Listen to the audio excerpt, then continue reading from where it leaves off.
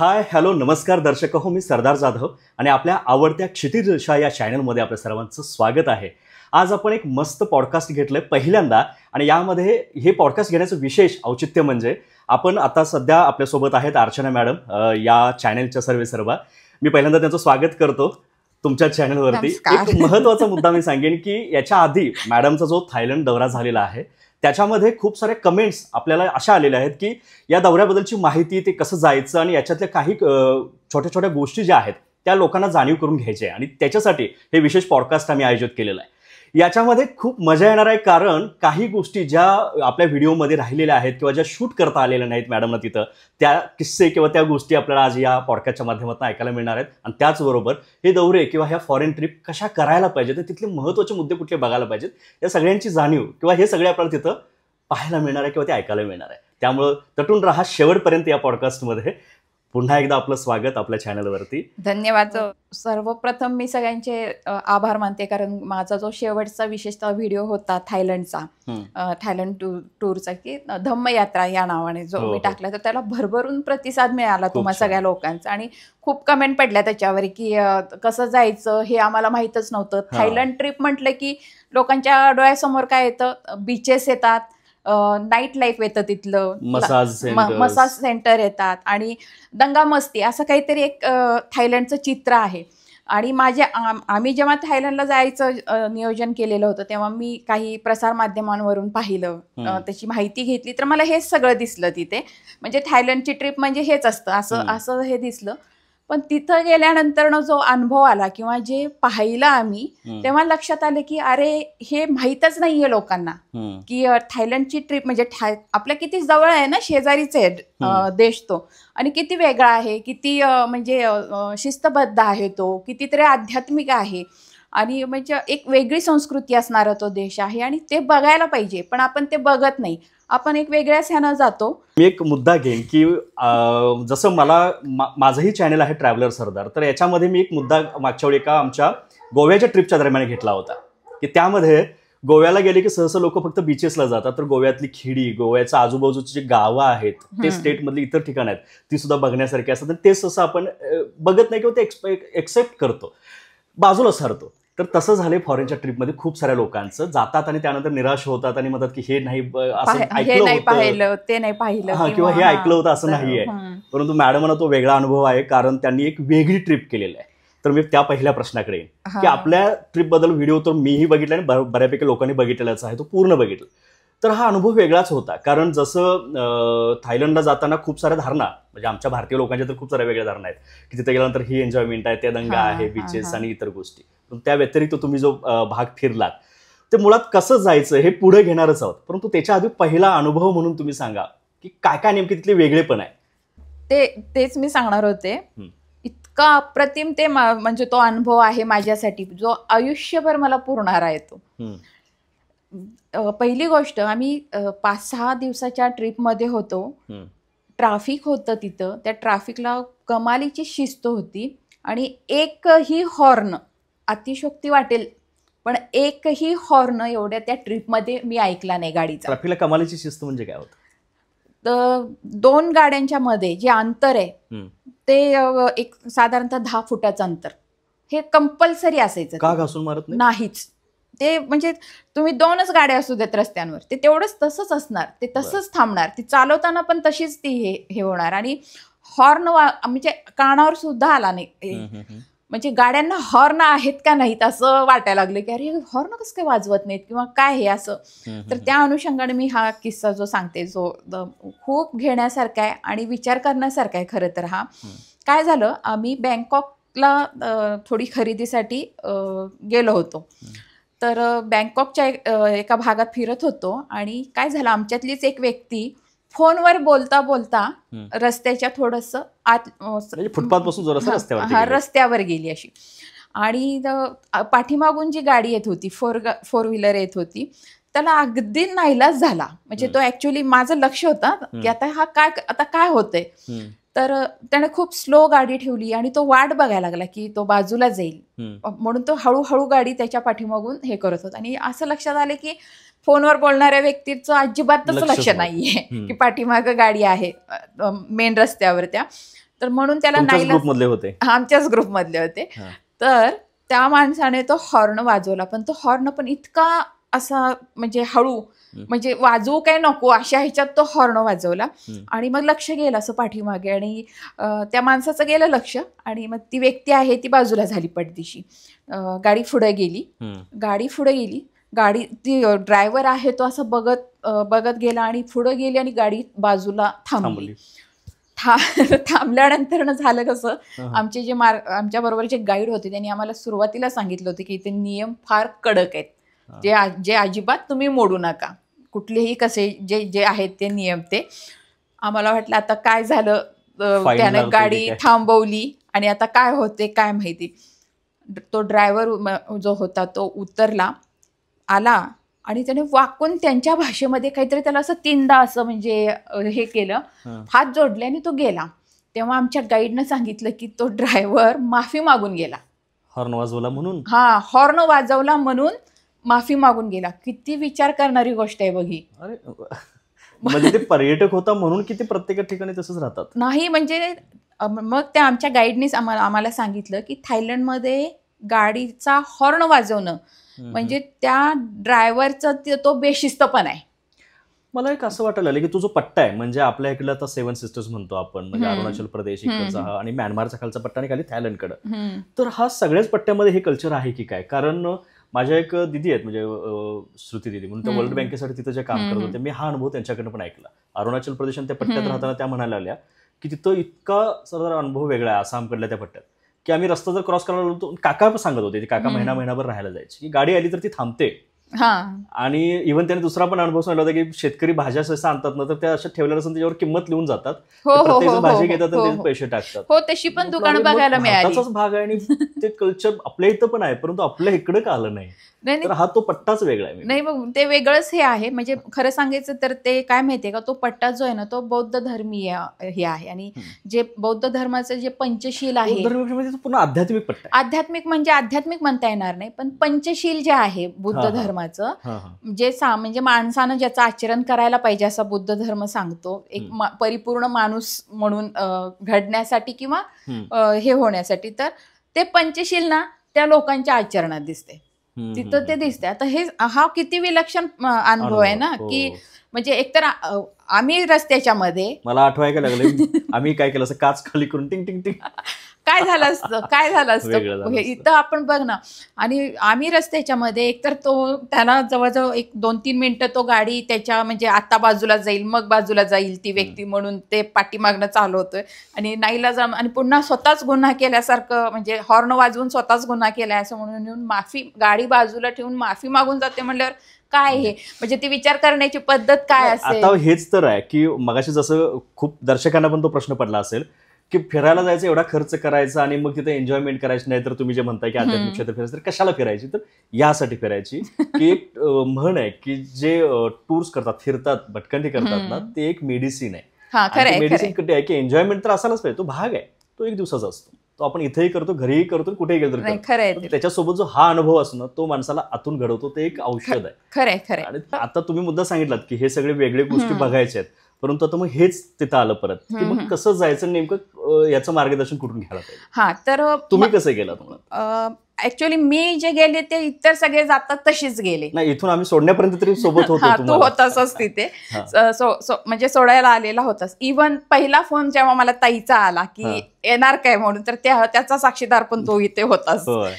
तर काय, आम्ही जेव्हा गेलो थायलंडला, तर आमच्या थायलंडचा जो रूट होता, म्हणजे जे पाहण्याचं आमचं जे हे होतं, स्थळं होती, तर ते प्रामुख्याने बँकॉक राजधानी थायलंडची, पटाया सिटी, आणि आजूबाजूची 1-2-3 स्थळं पाहायची होती, असं त्या सहलीचं नियोजन होतं. 5 स्टे होते आमचे तिथे, 5 रात्रींचे, आणि अशी एकंदरीत ती ट्रिप होती. पण नंतर ना काय झालं, तिथं गेल्यानंतर न लक्षात आलं की अरे हे तर आहेच, म्हणजे हे सगळं आहे, पण हे थायलंड नाही आहे. तिथं जे बीचेस आहेत, दंगा आहे, तिथे पाण्यातले खेळ आहेत, नाईट लाईफ आहे, लाईव्ह शो आहेत गाण्यांचे, सगळं म्हणजे गोवाच आहे, प्रति गोवाच आहे थायलंड म्हणजे. पण हे थायलंड नाही आहे. आपल्याला बघायचं ते वेगळं काहीतरी बघायचं, आणि तेच बघणं गरजेचं आहे, हे लक्षात आलं. त्यामुळे मग आमचं तिथं काही प्लॅनिंग बदलले, जे आम्ही इथं आधी नियोजन केलेलं होतं की इथं जायचंय तिथे जायचंय, तर ते आम्ही तिथं गेल्यानंतर ना तो प्लॅन आहे तो बदलला आणि जरा जास्तीत जास्त किती बघता येईल आम्हाला, खरा थायलंड कसा बघता येईल ह्याचा प्रयत्न केला. नाही, मी आता मध्ये फक्त इंटरप्ट करतो की याचा अर्थ की हे कुठल्या ट्रिप प्लॅनर किंवा ह्याच्यातून ट्रॅव्हल कंपनीतनं नव्हतं, तर तुम्ही प्लॅनिंग केल्यामुळे तिथं जाऊन तुम्हाला ते चेंज करता आलं ते. आणि तेच म्हणजे पथ्यावर पडलं की कुठल्या ट्रिप कंपनीकडून गेलो नसल्यामुळे ठरलेले ठिकाण सोडून हे फिरता आलं नसतं. ते गेलो नसल्यामुळे कदाचित आम्हाला हे फायद्याचं ठरलं ते. आणि आता असं झालेलं आहे की माझं पुन्हा नियोजन आहे थायलंडला जायचं आणि व्यवस्थित थायलंड पाहायचा.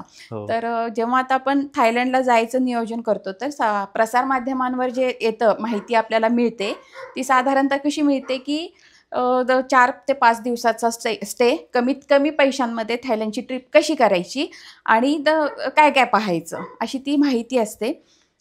ते बरोबर आहे, चुकीचं काय नाही आहे, पण ते महत्त्वाचं नाही आहे. थायलंडची ट्रिप जर करायची असेल तर 3 प्रकारची करायला हवी. एक, ज्यांना नैसर्गिक समुद्रकिनारे, बीचेस, शांती अशी आवड आहे त्यांच्यासाठी थायलंडचा एक भाग आहे जो दक्षिणेकडचा भाग आहे, जिथे भरपूर बेटे आहेत. समुद्रालगतचा भाग, म्हणजे समुद्रालगतचा म्हणजे गल्फ ऑफ थायलंड आणि अंदमान समुद्र म्हणून म्हणतात ते. तर असं तो भाग आहे ज्यामध्ये फुकेट बेट येतं, फुकेटचं जे प्रसिद्ध आहे, काबरी, त्यानंतर माई बेट येतं, जिथं म्हणजे ज्या बेटांवर खूप हॉलिवूड आणि बॉलिवूडचे चित्रीकरण केलं जातं. आपल्याला थायलंडचा म्हणजे माहिती असलेलं कहो ना प्यारे मधलं जे टायटल सॉन्ग आहे कहो ना प्यारे, तर त्याचं चित्रण तिथं झालेलं आहे काबरी बेटावर. तर म्हणजे त्यात पाहिलेलंच आहे आपण की निसर्ग किती सुंदर आहे, ते बेट किती सुंदर आहेत. तर अशा स्थळांसाठी जाण्यासाठी एक वेगळ्या पद्धतीनं नियोजन करायला पाहिजे आपण थायलंडला जायचं असेल तर. त्यानंतर थायलंडची एक प्राचीन संस्कृती, आध्यात्मिक त्यांचं कल्चर किंवा एक थायलंड हा देश म्हणून काय आहे हे जर बघायचं असेल तर मध्य थायलंडची टूर आयोजित करायला पाहिजे. त्यासाठी मग मी सांगेनच पुढे की कसं कोणते कोणते स्पॉट घ्यायला हवेत ते. आणि म्हणजे एक शांतता आणि खरा थायलंड म्हणजे खेड्यातला थायलंड, त्यांचं कल्चर, त्यांचं खाणं पिणं, राहणीमान त्यांचं हे काय आहे हे जर बघायचं असेल तर उत्तरेकडचा थायलंड बघायला पाहिजे. त्यामध्ये प्रामुख्याने चियांग माई आणि चियांग राई हे 2 स्पॉट येतात.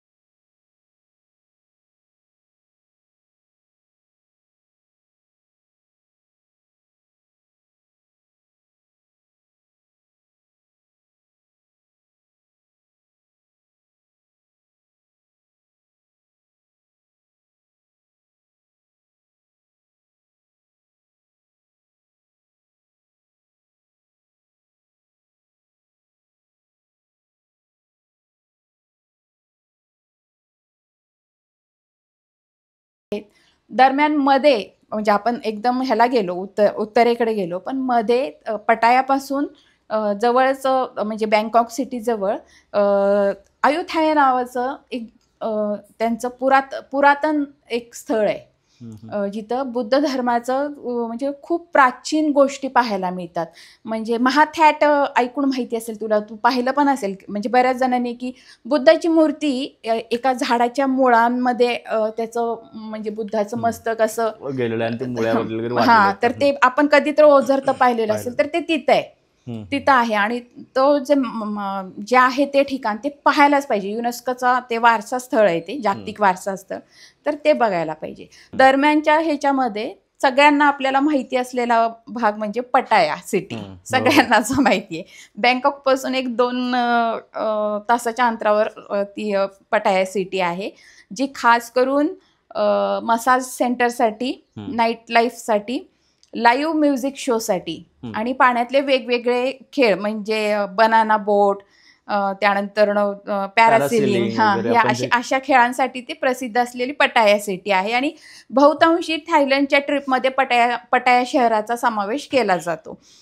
तर आपण पटायाला गेलो तर तिथं मग त्या खेळासाठी किंवा ते एन्जॉय करायचंच आहे, आलोच आहे बाबा आपण इथंपर्यंत, तर एन्जॉय करूया, घेऊया, म्हणजे ती हे करूया म्हणून भाग करूया म्हणून केलं तर काही हरकत नाही, तिथे एखादा दिवस वाढू शकतो.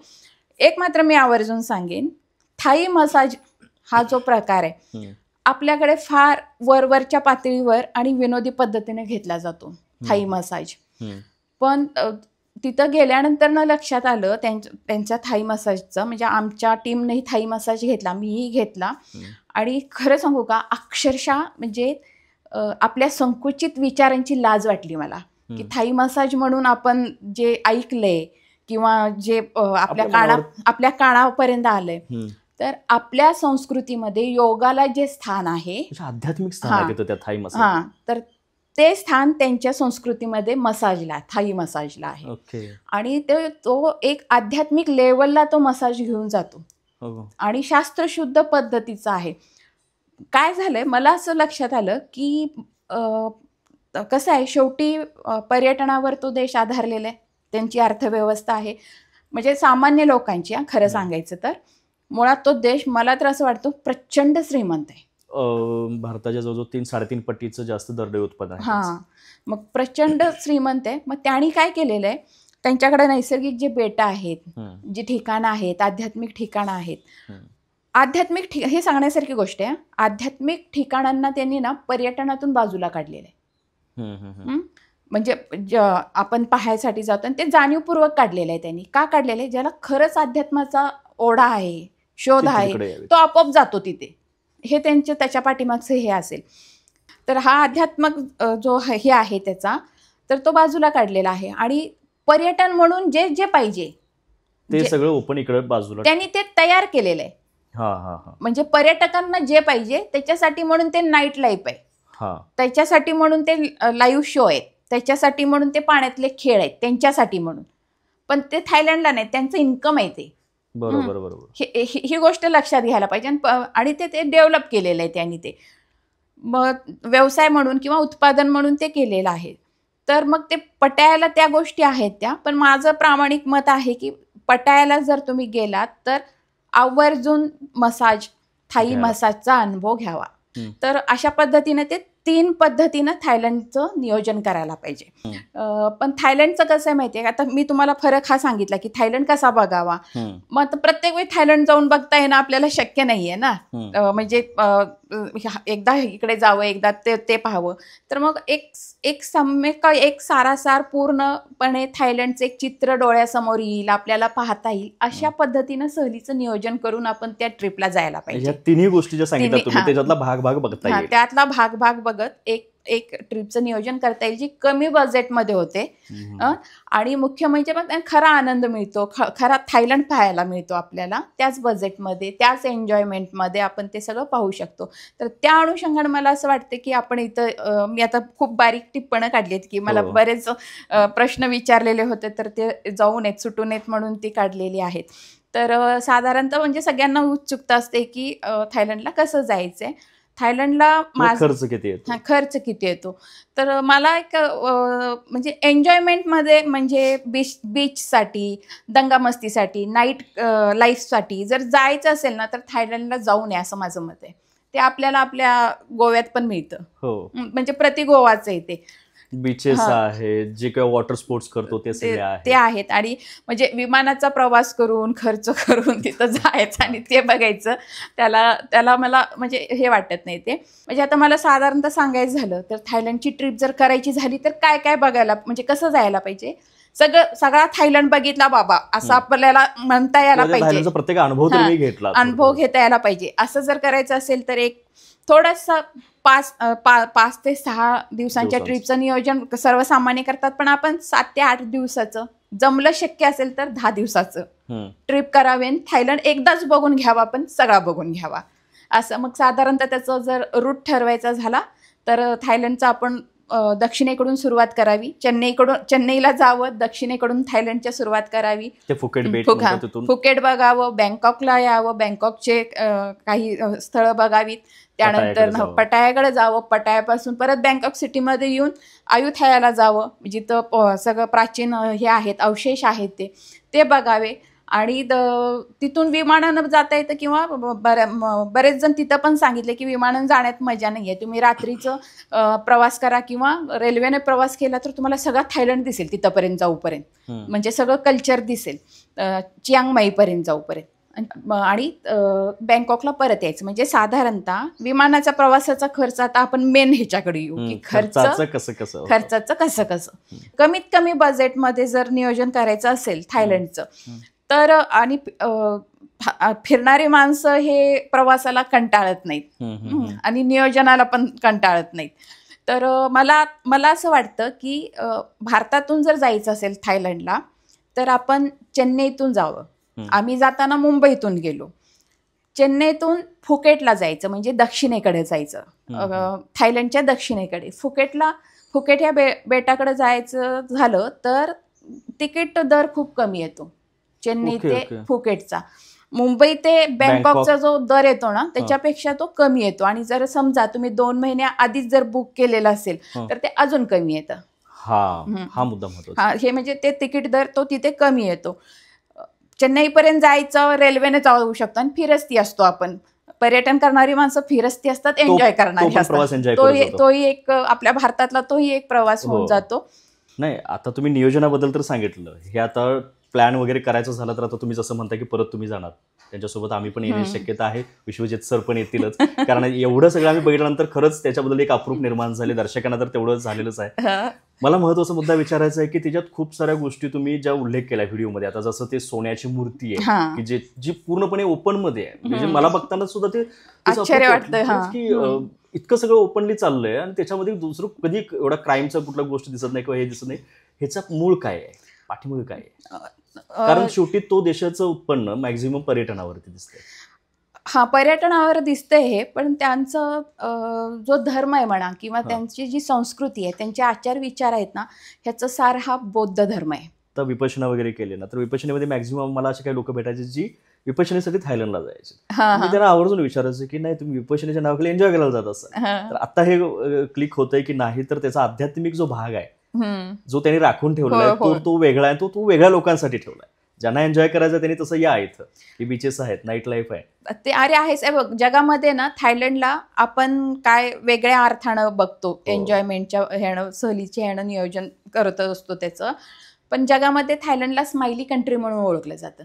ओके, स्माइली कंट्री का म्हणून ओळखलं जातं तर त्यांचं आदरातिथ्य जे आहे त्यांची म्हणजे हा मुद्दा मी वाचलेला. हॉस्पिटॅलिटीमध्ये एक आदर्श देश म्हणून थायलंडला गणलं जातं. आणि दिसतं त्यांच्या ह्याच्यामध्ये सौजन्य त्यांचं. असा काय अनुभव? अरे खूप ग्रेट आहे तो. ग्रेट म्हणजे ना आपल्याला मला तर असं जाणीव होत होती, बापरे कुठे आपण. आणि हे म्हणजे हे लोक ह्यांचं आचरण आणि काही असं वरवरच नाही, आतनं मनापासून आलेलं. त्यांचं 3 वेळा वाकून नमस्कार करणं असू दे किंवा बोलणं असू दे. ते बिझनेस म्हणून करत असतील तर असं मलाही वाटलं ते. पण त्यांच्यातलं पण ते तसंच आहे. तिथलं राहणं खाणं किंवा इतर खाण्याचा खर्च, खाणं खूप थाई खाणं जग प्रसिद्ध आहे. आवडलं तुम्हाला? सी फूड, मासे तर मला आवडतातच. आणि म्हणजे मांसाहारी माणसाला तिथं काही हे नाही, अडचण नाहीये. शाकाहारी माणसाला ही अडचण येऊ शकत नाही. पण कसं आहे की त्या देशाचं खरं कल्चर सी फूड आहे. त्यामुळे ते त्याचं आणि खूप म्हणजे रस्त्यांवर सगळं जेवण मिळेल तुम्हाला, असं काय नाही. आणि खूप स्वस्तात मस्त पोट भरून जेवण मिळतं, काही हे नाहीये.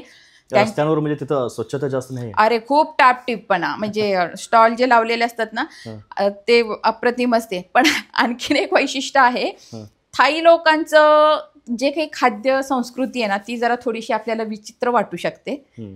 कारण मी तुम्हाला व्हिडिओमध्ये किडे आपण किडे म्हणतो, पण त्यांच्यासाठी प्रोटीन्स आहेत ते. आणि ते त्यांचे फर्म्स आहेत ते तयार करायचे. म्हणजे आपल्याकडे जसे कुक्कुटपालन आहेत तसे त्यांच्याकडे ते आहेत ते. तर त्यातून ते म्हणजे आहे ते. तर ते आणि अजून एक आता म्हणजे शेवटाकडे चालू आहे आपण, तर एक मुद्दा सांगणं मला आवर्जून सांगावा वाटतो. म्हणजे हे सांगणं गरजेचंच आहे. थायलंडमध्ये गेल्यानंतर एक गोष्ट प्रकर्षानं जाणवली की थायलंडला जे पर्यटक येतात त्यामध्ये भारतीयांची संख्या भरपूर आहे. म्हणजे जवळ असल्यामुळे पण जवळजवळ म्हणजे 90-95% भारतीयच असतात आणि मग बाकीचे इतर देशातले वगैरे असतात. तर एक लक्षात आले की दंगा मस्ती बेशिस्तपणा पटकन लक्षात येतो भारतीय नागरिकांचा. म्हणजे आम्ही डोक्यात ठेवूनच जातो की दंगा करायचा. हे ना टाळायला पाहिजे, कारण जे बाकीचे परदेशी जे हे आहेत पर्यटक आहेत तर त्यांची शिस्त तिथं दिसून येते. म्हणजे ते काय ते थायलंडचे येऊन नियम पाळाले अशातला भाग नाही, पण मला असं वाटलं की सगळ्या जगाला शिस्त आहे, आपल्याला शिस्त नाहीये. किंवा ते जिथं जातील तिथं ते फॉलो करतात. आपण जिथं जाऊ तिथं आपले रूल राधायला बघतो, रूल म्हणण्यापेक्षा रूल तोडायला बघतो. ते म्हणजे भरपूर खा, म्हणजे साधी गोष्ट आहे बघ, भरपूर खा. जे आम्ही आता हॉटेल्समध्ये जेवायचं ना तर बुफे पद्धतच असायची, म्हणजे तुम्हाला काय खायचं ते खा, पण अन्न वाया जाऊ देत नाहीत ते, किंवा ते वाया टाकलेलं आवडत नाही त्यांना. त्यांनी सरळ सरळ बोर्ड लावलेले आहेत, तुम्हाला पाहिजे तेवढं खा आणि पण अन्न वाया घालू नका. आणि ऍक्च्युली अभिमानाची गोष्ट नाहीये ही, पण बऱ्याच ठिकाणी स्पेशली फॉर इंडियन्स म्हणून सूचना दिलेल्या आहेत तिथे. हे खेदजनक आहे. हा म्हणजे हे आवर्जून का सांगतेय की म्हणजे आपण कसं आपण त्या देशात जातो तर आपली सगळी संस्कृती घेऊन जातो, आपलं कल्चर घेऊन जातो ना. इमेज देशाची तर एकटा जरी चुकलो तर आपल्या देशाची इमेज जाणार असते, ते सांभाळायला पाहिजे. तर हे स्पेशली इंडियन्स फॉर इंडियन्स म्हणून जे लिहिलेलं असतं ना, तर हे जरा कुठेतरी वाईट वाटलं मला खरं सांगायचं तर. म्हणजे आपण आपलं ऍक्च्युली तसं आपल्याकडे पण जसं आता मगाशी मी म्हटलं की आपल्या अरुणाचल प्रदेश आणि या पट्ट्यामध्ये सुद्धा ते कल्चर आहे. आपल्या इकडे पण खूप ठिकाणी आहे. खरं होते की जी जात आहेत किंवा जी डोक्यात घेऊन जातात त्यांच्यामुळे म्हणजे त्यांना कळत नाही की याच्यामुळे आपल्या देशाची कुठेतरी बदनामी होणार आहे. आणि तुला त्यातली पुढे गंमत सांगते त्यातली ह्या गोष्टीतली. तिथं जे हॉटेल्स आहेत ते इंडियन लोकांचे आहेत आणि त्यांनीच बोर्ड लावले, त्यांनीच ते बोर्ड लावलेले आहेत. म्हणजे बघ आता ही वस्तुस्थिती आपली लोक व्यवसाय म्हणून तिथं चांगली सेट झाले, खूप छान झालेली आहेत. आणि मग मी एकाला विचारलं पण तुम्ही असं का लावलंय, म्हटलं हे बरोबर नाहीये चित्र. आपण आता मी व्लॉगिंग करते, हे असं हे बरोबर नाही वाटत. तर म्हणजे आपल्याच देशाची बाहेर अशी हे जाते. तर ते म्हणले नाही, म्हटले इथं नियम खूप काटेकोरपणे पाळावे लागतात आणि आपले भारतीय घसरतातच नियम तोडायला हे होतातच. आणि एकानं तर मला खूप छान सांगितलं बरं की जर ज्याला जग फिरायचं असेल भारतीय नागरिकाला तर त्यानं थायलंड पासून सुरुवात करावी. थायलंड शिस्त शिकवतो आणि मग ते जगात फिरावं त्यानं, असं बोलला तो हॉटेलचा एक माणूस होता. तर मला आवडलं ते, म्हणजे छान वाटलं ते. म्हणजे हे किती घेण्यासारखं आहे बघ. नाही आता जसं तुम्ही हा एकंदरीत सगळ्या याच्यातून काय अर्थ सांगितलं तो सारांश काय आहे की आपल्याला फिरायला तर जायचं असतं भरपूर ठिकाणी. आपण आता जसं लोकांचं प्रत्येक फॅमिलीचं झाले की आउटिंगला विकेंडला जातात, परंतु वर्षातून 1-2 ट्रिप अशा त्यांना कुठेतरी बाहेरच्या काढायच्या असतात जिथं त्यांना एक वेगळा अनुभव किंवा तो जगण्याची एक वेगळी उर्मी देऊन जाईल. तर तो या पद्धतीने व्हायलाच पाहिजे. अजून एक मुद्दा राहून जाईल म्हणून सांगते, आवर्जून सांगायला पाहिजे म्हणून सांगते. आपण टूर कंपन्यांकडून जायला पाहिजे ना. शेवटी तो चांगलं प्लॅनिंग करण्याच्याकडे जायला काय अडचण नाही. प्लॅनिंग म्हणजे खरंच हे आहे. पण मला एक असा अनुभव आला, आवर्जून सांगते. सफारी वर्ल्ड ना जे आहे बँकॉकच्या तिथे जवळ आहे ते, तर तुम्ही बघा सोशल मीडियावर त्याचे व्हिडिओ मिळतील वगैरे, वेगवेगळे खेळ प्राण्यांचे वगैरे ते दाखवतात. तर मला तिथे एक अनुभव आला, प्रचंड गर्दी असते लोकांची, पर्यटकांची प्रचंड गर्दी. आम्ही व्यक्तिगत ग्रुपमधून गेलेलो होतो, त्यामुळे तर अशी काही हे नव्हती आम्हाला. तर तिथं त्या सफारी वर्ल्डमध्ये 6-7 खेळ होते आणि पहिल्या 3-4 खेळांना प्रचंड गर्दी होती आणि नंतर रिकामी झाली. एक 3-4 ग्रुप आमचे तिथं शिल्लक. मला लक्षातच आलं नाही म्हणजे असं केवढा कसा काय फरक पडला. तर मग ते आमचे जे तिथले गाईड होते स्थानिक, त्यांनी सांगितलं की जे ह्याचे येतात टूर कंपन्यांच्या मार्फत जे येतात ते अशा मोजक्याच गोष्टी दाखवतात. पहिला अर्ध्या तासात हे झालं पाहिजे, ते त्यांचं वेळेचं मॅनेजमेंट असतं.